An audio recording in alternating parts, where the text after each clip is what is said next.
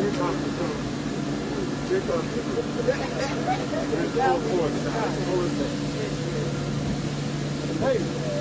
one more thing late, and your mom ain't gonna be one to stand.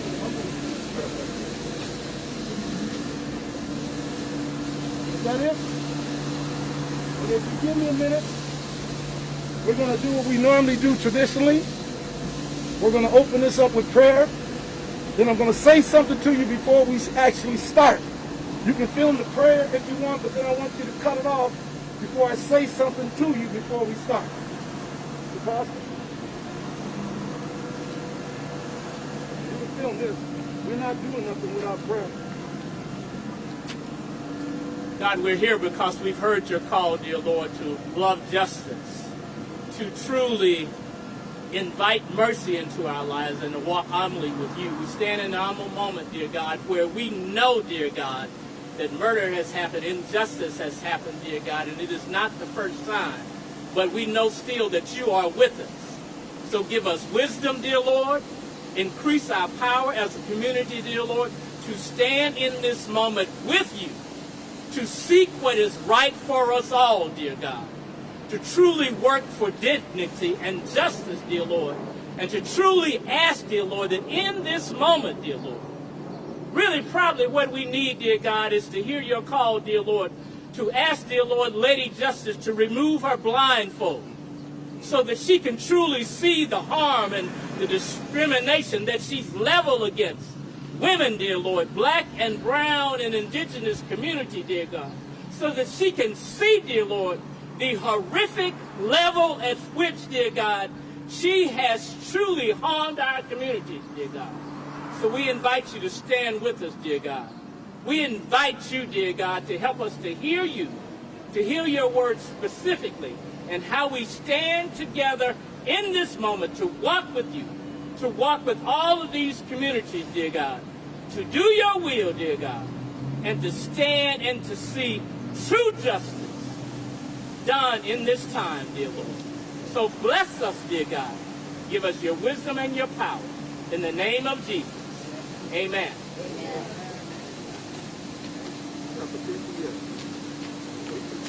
Let me ask you to just take a moment and not run your camera while I tell you why we're here, and then we're going to speak to it. I called this press conference because our young people are so frustrated that no justice has come to them for decades, which could become a very explosive and dangerous situation and loss of life, not just people going to jail. So I called this press conference to use you to get in front of that anger so they'll know things are being taken care of to try to calm down something that doesn't need to happen. So it actually needs your help to do this. There's a reason for the press conference. So with that, I'm ready to start praying. I have to wait.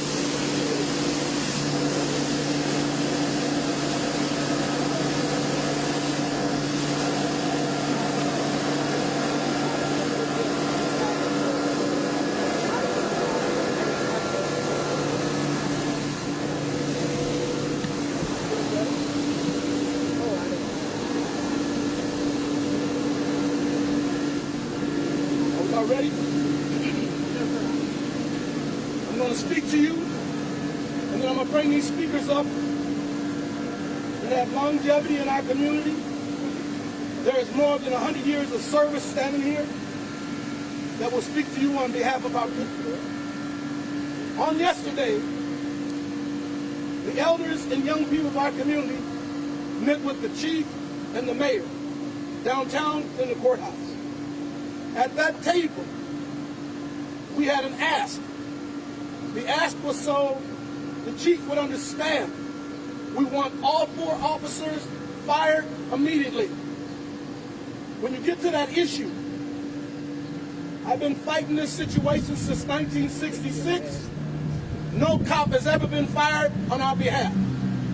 I have been fighting these police cases for 54 years. No police officer has ever been charged with murder or found guilty. So this is a historical day for those of us who was down there, we were actually creating history around this issue, because for the first time in the history of black people in Minnesota, 4 white males were fired for doing wrong to our people. That's a long time when you deal with decades. So as we sat there and made this history, I then asked the chief, could you bring the mayor up? He brought the mayor in the room, and the same thing was asked of him to his face, and he agreed with the chief. Bobington, or Hope and Tyrone can tell you, as we sat there, the chief of police saw our humanity. He saw us as citizens of Minneapolis and the state. He sobbed and fought back the tears for us. No one has ever seen our humanity before that day, our humanity. When the mayor came, he did his best to talk to us. These people will tell you, Frank included, the mayor fought back tears and was sobbing. Their hearts were broken. But for us, the first time in our history in Minnesota, someone saw our humanity. Someone saw that we were citizens too. And we want them to be honored and respected for doing what the community asked them to do. Secondly, and more importantly, the thing that moved me the most is everybody's hollering, we want justice, we want them found guilty. I want to make it clear to the community. All of us here want justice. We want them found guilty. That's right. But young people have to understand that doesn't belong to the mayor or the chief. That's a long, drawn-out process that we have to go through to see if we can win the victory. Yeah. So you have to be patient, be strong, and be determined with the rest of us. You don't have to waste your life in the street, go to jail, get shot down. Understand people here care enough about you to fight for you.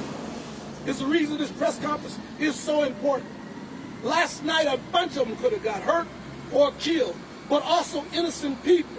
Because when you get police firing indiscriminately and throwing smoke bombs indiscriminately, they don't even know if there's children there, babies there. But because you're African American, they don't care. So I'm trying to get our children to understand.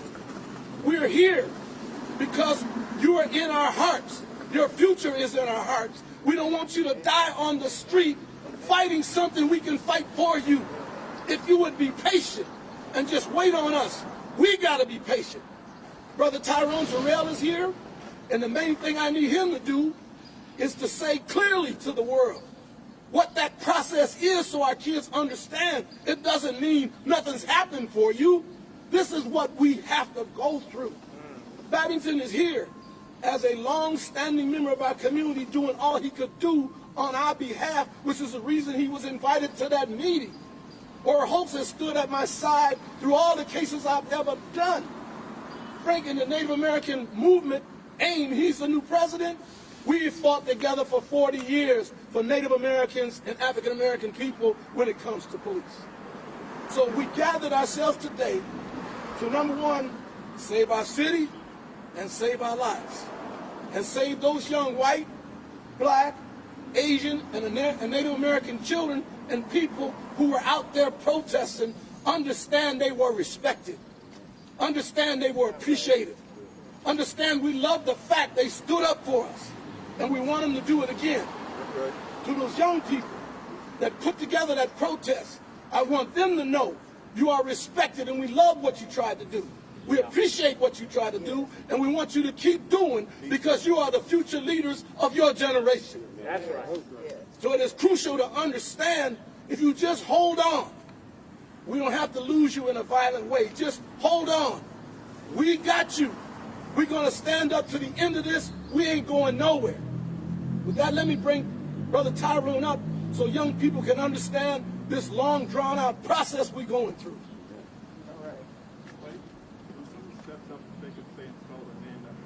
All right, say it, spell your name. Bubba.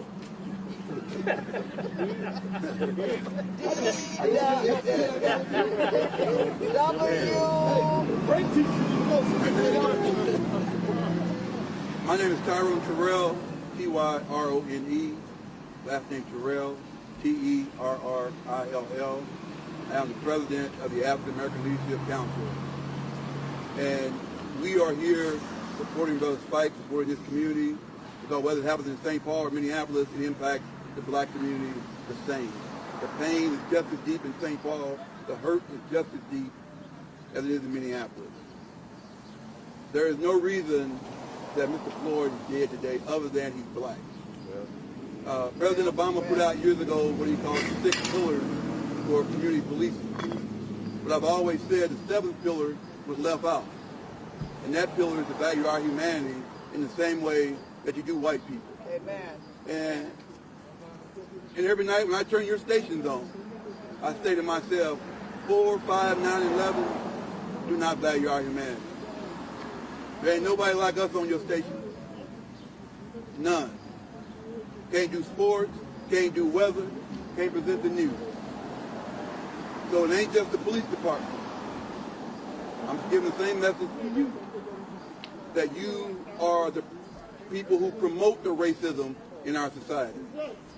You showed more last night of the tear gassing than you did the speakers at the rally. You put more energy and time into that. But Spike talked about process. First step has been done by the mayor and the chief. They got fired. But we need Mike Freeman now to charge them. Go to their home and arrest them. Because it was murder. He committed murder. Almost 10 minutes on a man's neck. When a grown man, 46 years old, calls for his mama. He called for his mama because he knew he was dying. So where's the humanity in this? He called for his mama. People tell him he's bleeding from the nose and mouth. Didn't matter. They would give more care to a dog than they did Mr. Floyd. And so the process, the FBI, I told them yesterday they'll do nothing. They never have. They never will. The BCA will take 4, 5, 6 months, come out after the election, won't do anything. Mike Freeman's in the corner this time, and we put him there a few months ago. We let a white man go. We ran over 6 black people up on Broadway and didn't charge him. We charged Officer Newer the first time an officer's been charged in Minneapolis. In this state, a black man goes to prison. So we want the same thing in this so-called process. In this so-called process, that's a white process. So we need justice for our people. We need the media to stop, spin the story correctly. Don't talk about Floyd's past behavior, what he was doing, wasn't doing. He was murdered. Spike said yesterday, don't call it nothing but what it is, murder.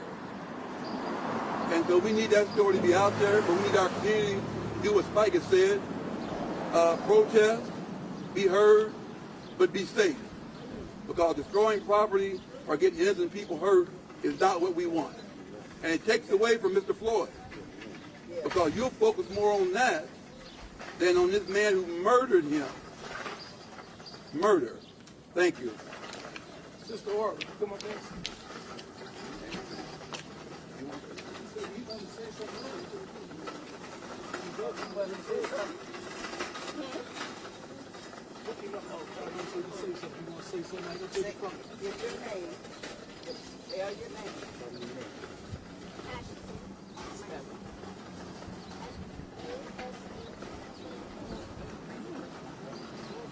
Why are you here today?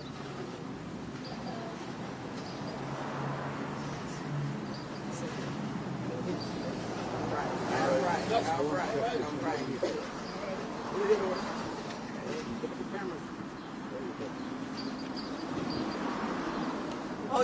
Hotep.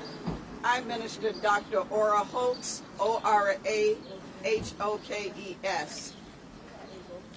As both of the speakers had said before, Brother Spike and Brother Tyrone, about the murder, our humanity, and injustice. If you go from a historical perspective, ever since that we were brought over here as involuntary residents, we have been murdered. It's no secret. The laws have never protected us. Minnesota is basically the New South. Minnesota had lynchings, and what we saw that officer do to Mr. Floyd was a knee lynching. Okay. It was a knee lynching. He had his hands in his pocket, as casual as he could be. The old saying of no justice, no peace. Well, for our community, we have always been at peace in our hearts because of our faith, because we know who controls our future. But we are also at peace when we know and we can identify injustice. We are at peace when we speak truth to power and with our feet march as those young people did. It is unfortunate that our trauma and our frustration had to be taken out in destruction. But our lives have always been destroyed. The building and the cars were ours because we are the taxpayers. So we don't want young people to destroy what already belongs to them. We want them to understand that as their parents who are taxpayers, that they are the employees of the city of Minneapolis. It's our tax money. So we want them to protect what belongs to them. They have the right to march and to speak and to protest. If you look back in the history in the early and mid-50s, it was the young children who were in the modern civil day marches, who were jailed and bused. So we want them to know that they have power, and that power comes on high from their Creator God. And He's going to continue to give us the strength that He's given us since we've been here. They've tried to kill us through all kinds of ways, through drugs in our community, through guns, through promoting self-hatred. But what we stand for, injustice, we fight against justice. Amen. Today with us is a new appointed national president of AIM. Brother Frank will speak next. Frank Farrell, F-R-A-N-K-P-A-R-O.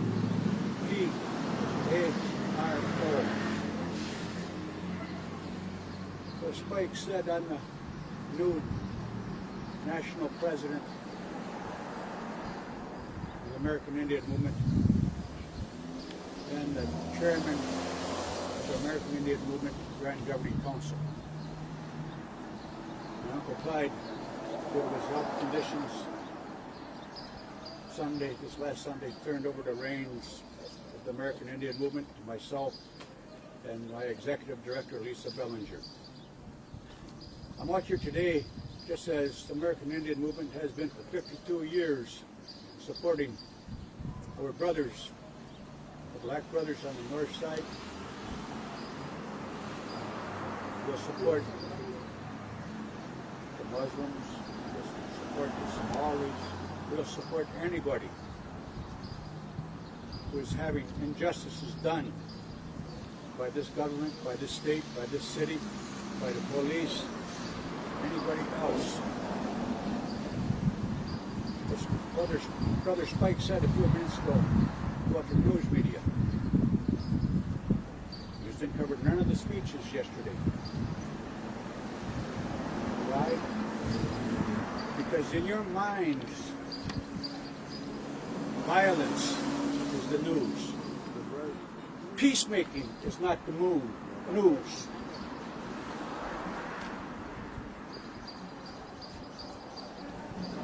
There's something wrong there. The American Indian Movement, we've been all over the country fighting injustices, defending our rights. And we always end up right back here in Minneapolis. 52 years ago, the American Indian movement was brought together because of police brutality. They would take us down to the river and beat us with their clubs. Housing. There was no Indian housing. We couldn't get rented. Education. There was no schools. We created our own schools. We got universities, we got colleges, we got elementary schools, we got high schools. What I'm getting at now is 52 years later, we're right back to square one. Instead of just beating us up, they're shooting us, killing us. Housing, we got housing problems still. Education, we got education problems still. When we say justice, we mean real justice, as in arresting and charging those 4 officers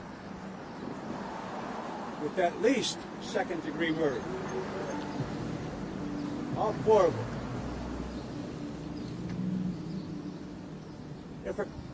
If you got 2 criminals, they do something, and criminal A is out in the car waiting, he's the getaway guy. Criminal B, he's in the store and he shoots somebody. When they get arrested, gotten arrested and charged, the guy in the car is also going to be charged with murder. He was complicit to the crime.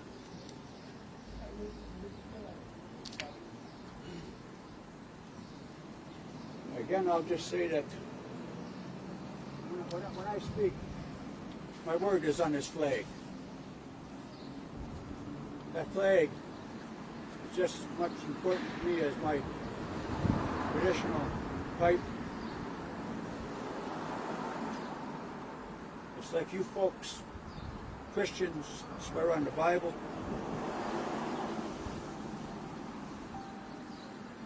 When I speak in front of that flag, you know it's the truth. It's heartfelt, and we want justice. I understand it's not going to happen, boom, today, tomorrow, but 2 or 3 days at the most. They've had plenty of time to arrest these officers. Arrest them and charge them. Miigwech. Thanks. Our next speaker has been pretty much a community leader here as far back as I can remember. And there's almost nothing he has not tried to help us do over the years. And I'm bringing forth Babington Johnson. Alfred Babington Johnson, BABINGTON-JOHNSON. Darren Mitchell, historic legislature for our community, had a motto, had a slogan he would always lift up, Spike. He said, "A lucha continues. The struggle continues." That's the truth of life. That's the truth of our people. The struggle continues. But we're at a historic moment here, in my mind. There was an outlandish act of cruelty and inhumanity that occurred at 8 o'clock 2 nights ago, when a man in our community was murdered. Not the first time. Someone once said, it's not that racism is more prevalent now, it's just being televised. We saw, in humanity, a murder take place. When all's said and done, they say there's a lot more said than done, and that's been a problem for a long time. But when there is an advance, we have to be able to recognize advance when it occurs. So some historic things have happened here that I want to celebrate. First of all, our chief of police, Madera Arredondo, a black man born in Minneapolis, serving here and acting like he knows who he is, performed admirably when this situation occurred, he immediately initiated 2 other investigations, the FBI and the BCA, called them in. Then early the next morning, he called the African American leadership to come and consult with him. At that place, not just these historic civil rights leaders, Spike and Tyrone and Ora, but the black preachers.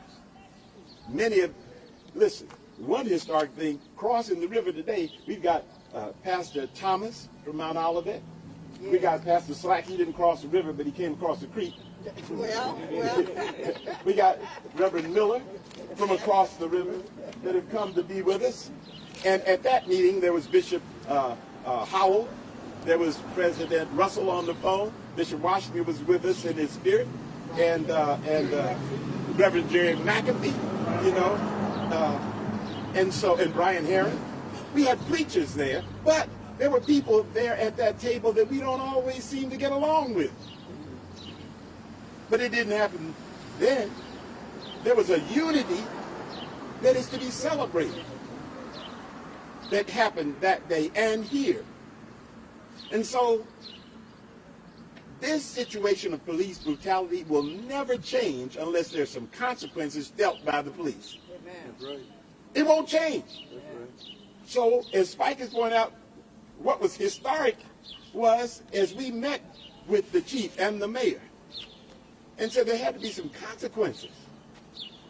Surely, as Tyrone has pointed out, the court cases are going to go on, the investigations go on. But in the meantime, is there anything that can be done? Yes.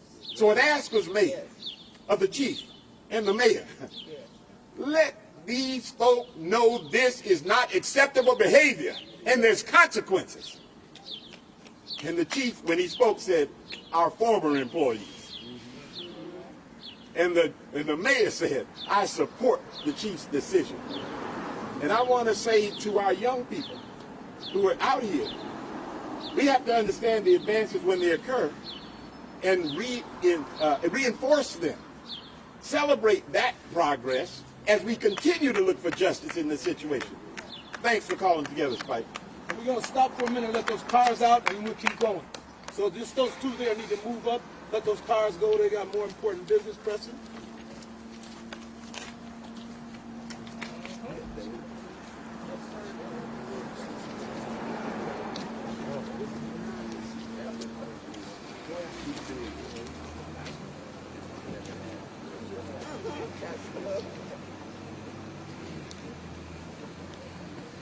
Sorry about that.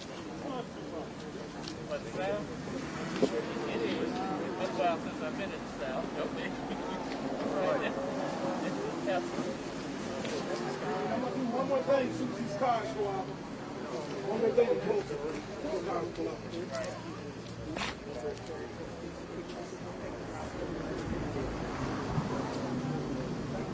All right, are you ready? Are you ready? This is going to be the last of our speakers, unless someone back there wants to say something. But whatever, we're going to get to questions and then we're done. All right?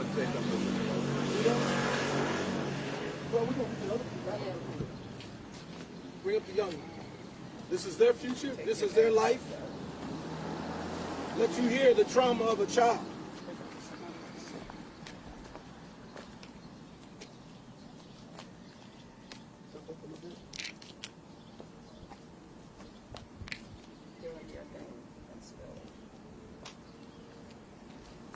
My name is Luzaya Smith. It's spelled L-A-Z-Y-A.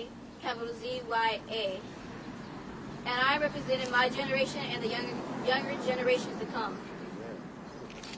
To see that another black man is being killed by cops, it caused emotional trauma and distress to see that another person is being killed. He was on the ground.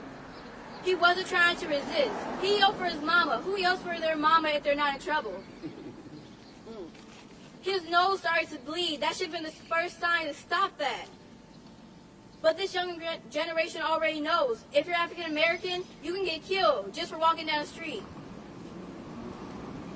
If a Caucasian child or adult would wave to the cops, they would probably wave back. But if an African-American child or adult waves to the police, they would probably say if we had a gun in our hands or if we were threatening their life. But one thing that was so good is that they're fired. But now, they need to go to court. And they need to be prosecuted for taking someone away from their family. All right. Children need to have an example that justice is still here. The cops are supposed to protect you. But right now, we're just seeing that they're killing you. There shouldn't be no songs called saying F the cops. There should be songs saying we love the cops. But of course, that's probably in the Caucasian neighborhoods. Because in our neighborhoods, we already know from the young beginning, our parents have to tell us, sadly, that you got to be careful. Don't draw attention to yourself. Don't see suspicious. But suspicion can just be walking down the street, doing anything. Say that. As a younger generation, we see that all these men are getting killed, and sometimes it is women. But we need to see that the cops can actually protect us instead of hurting the community that they swore to protect. For a child to see this happening, it's almost like a routine. Every couple of months, there's another black man or woman being killed, and the cops being not fired. But I'm glad in this case they was fired, and I'm glad we had witnesses. Because even if we do have witnesses, they can still get off. Show enough. Show enough. Our generation, my generation, we have so much ideas. And I don't want that idea to kill the cops, to be in our heads. Because that's going to be the idea when we grow up. We need to have the idea that the police would be there to protect and serve us like they said they would, instead of killing us. While we're on the ground, we're standing up, or we're just living our lives. I hope that this man will be prosecuted and put in prison. This generation needs to know that these cops are here to protect us, not to kill us. African American children need to know that they can walk down the street, wave their hand at cops, be themselves without getting shot or killed. And that's what we really get focused on. How old are you? You said how old are you? I'm 12. I think that piece is important because this is the future they're looking at. I can't thank her enough for doing this. Babington and I were at a press conference before and she did it for us. Oh, yes. But I want to promise her and all the young people here, the men that I know, as long as we have breath in our life, we will fight for our children. I don't have to ask any one of them. They've proven themselves. Now, one more brother wants to say something, and you can ask us anything you want. Come on up, brother. My name is Ken Rand, so that's Kenrance.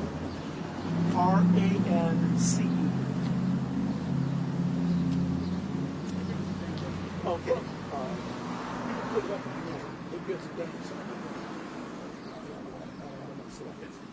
Okay.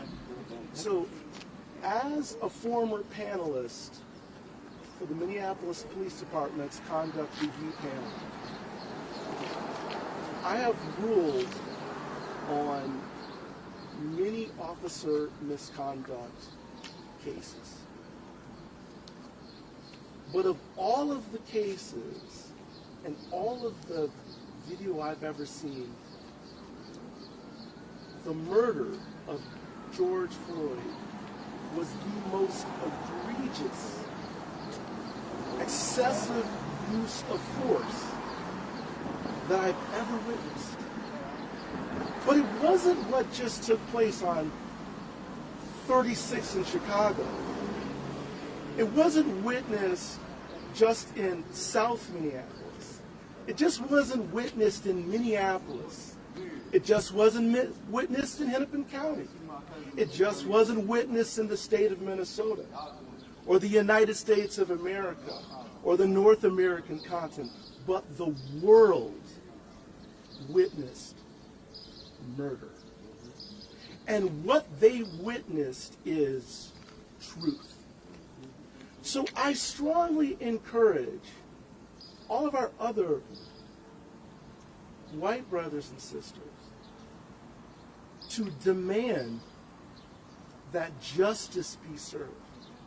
And now, as a tax-paying citizen of Hennepin County, we must demand that our district attorney, Mike Freeman, do what he has sworn an oath to do, to uphold the rule of law, to prosecute, and to bring those officers to justice. And the reason why is because we all witnessed the truth. And the truth was murder. Oh. Now, before I go anywhere, does anyone want to pass? Want to say anything before we take questions? Or you want to go ahead and take questions? All right. Any questions you have, we'll take them. Could you just, I didn't catch your name at the beginning, so could you just say spell your first name? Spike. S-P-I-K-E-M-O-S-S.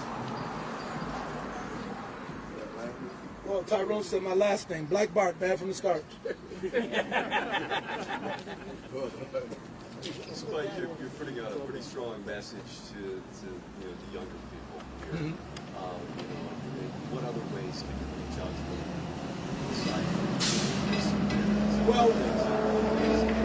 Well, we went to the protest to speak directly to them, and that's why I recognized we got a problem. So I immediately called Sister Ora and got busy, because we don't want them to lose their lives about something there's no decision in yet anyway. And if we're willing as adults, on a phone call, Baptist will tell you, on a phone call, drop what we're doing, Frank, and come see about these children, then you know you have adults and elders who love you enough to get in front of you wasting your life. We're here. The reason we got this young lady here, because our children are confused all over America. If you let this be seen in America, you don't know what you just did for our children when they hear someone from their own ranks. Because I've been feeling this, and I don't know, and she just explained it. Why I'm going to bed with nightmares at 9 years old. So we're doing the right thing to slow them down by being responsible. We know how to be warriors. We're trying to be responsible to the city, the chief, the mayor, our people, our children. I started out telling you how much we appreciate the positions and the stand that our white mayor made and our African-American chief made. Never before done in 54 years.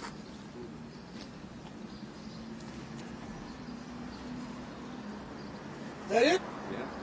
Appreciate y'all. Power to the people. He got one right here. I wonder what you'd like to see, the people who were involved last night, how should they express their protest?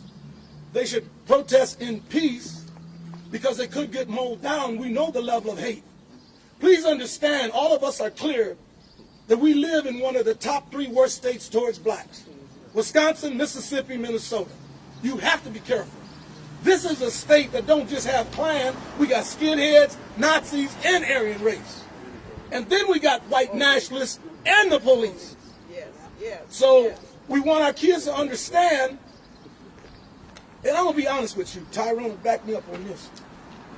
Even though I'm asking you to be safe, what America has showed us, with Martin Luther King, you'll still beat us and mow us down. Even though we come with the cloth in the name of God, with Jesus on our heart, singing and praying, you still mowed us down, gassed us, turned water holes on, wild dogs trained to kill. You use axe handles with barbed wire around it. You use bats with barbed wire around it. Our young people don't know that. Those of us that know that got to make sure our kids understand what happened to you, even seeking justice in a peaceful way. So that's our responsibility. I was teasing the clergy right here, but they'll tell you through my whole career, I don't get too far from men of God, because this is a spiritual war. Yes, it is. There's a beast that I used to say on KMOJ, my radio show, walking across this land. And when you're in a spiritual war, and I was teasing the brothers back there earlier, you need your generals. Your generals are men and women of the cloth. And then when you wrap yourself in the foundation of God, that victory should be guaranteed. We won the battle. We won the battle of slavery. You understand what I'm saying? We won the battle of slavery. We came out of slavery. We won the battle of Jim Crow. We came out of Jim Crow. We won the battle of the Nadine period, where you could kill us whenever you wanted. We won the battle. We came out of it. We're going to win this battle. All we got to do is stay close to our roots. We left Africa with Jesus on our minds, in our hearts. We left Africa and went into a cotton field with Jesus on our minds, in our hearts. When you lashed us, we were howling, "Oh, Jesus." When you lynched us, we were howling, "Oh, Jesus." When the police shoot us, we still howl, "Oh, Jesus." Guide my feet. Guide my mind. Guide my spirit. Walk with me, Lord. We can't be turned around as long as we remember what our ancestors taught us as a people. So you're looking at a man here, at 11 years old, God told me I'm supposed to be a preacher. So I'm never going to back away from God. I grew up in the church, in Missouri and Minnesota. I know I did wrong when I didn't become a pastor, but I got a mission. But because I have a mission don't mean I'm not going to ever forget African Americans' spiritual root that got us through everything and made us the people who we are today. And we want our children who haven't had that spiritual uplifting to get it in their hearts and their souls so they can march with God telling them what to do. March with their leaders telling them what to do, young or old, but do it correctly so that we can survive for another day. We just stood up. The battle ain't over. It ain't over. We just stood up. But we stand up on our faith. We stand up in the glory of God. We are still his children. We are still his original children. We are still the first Christians the world has ever known, called Coptic Christians in Africa. We are still the first Hebrews the world ever known. We still are the people who represent Jesus. It ain't never been nobody but us. I was in Carleton College. Spike Moss, a whole line of nuns. What difference does it make what color Jesus is? I said, I can answer you in a biblical way. But I'm going to answer you in a street way. If it didn't make no difference, what you change his color for? Open the door of the church. Open the door. Say something. The door of the church. The door of the church. I'm trying to see what she's saying before I start taking collection. So the young lady earlier alluded to the fact that young people are, come on up, are seeing, all types of injustice. And someone else earlier said it's more prevalent now because it's on social media, but nothing has changed. I just want to know, what you would say to young people who feel like living is not enough. Think about it before you speak. You're speaking for children of the world. You got that right, guide or Holy Spirit.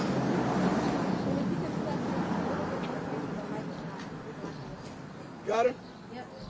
Step up to the mic. You know, God is good. I would say, even if you feel that way is not enough, we still got older people in the older generations, just like all these people over here, who are fighting for our civil rights. So, you don't have to wait. You could be a civil rights activist right now, like I am. I have always spoke out, and I'm trying to follow in the footsteps of my grandmother of being a civil rights activist, because there's still injustice. No matter what age you are, you could be 5, 13, 16, you can still say something. Yeah. Every voice matters. So there's no waiting, actually. It's just you who's waiting on yourself. You gotta find that voice so you can speak. So, if anybody's thinking that they gotta wait, you don't have to. No. All you gotta do is just speak up. There's always somebody who's listening. You got a voice. Amen. See, Frank's getting him ready too. We ain't leaving nothing.